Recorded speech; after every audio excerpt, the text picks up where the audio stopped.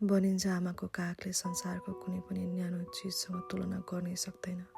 तर जब एउटा सानो बच्चाले जन्मिएको केही दिनमै आफ्नै आमालाई गुमाउँछ तब उसको संसार कस्तो होला। यो कथा जापानको इचिकुवा सिटी चिडियाखानाको हो। एउटा सानो बाँदर जसको नाम पञ्च हो, उसलाई जन्मिए लगत्तै आमाले छोडिन्। एक्लोपन र डरले छटपटाइरहेको पञ्चलाई सहारा दिन त्यहाँका कर्मचारीहरूले एउटा ठुलो ओराङटुनाको टेडी बियर उपहार दिए।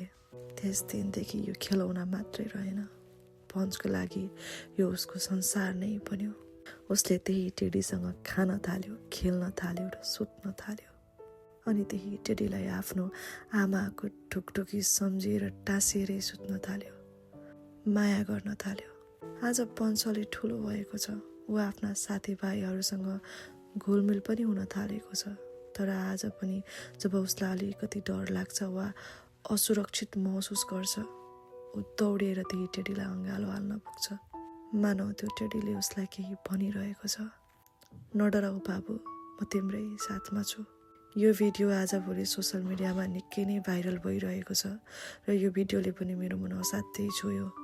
जब जब पञ्च डराउँछ उसले कसैलाई खोज्दैन, केवल आफ्नो त्यही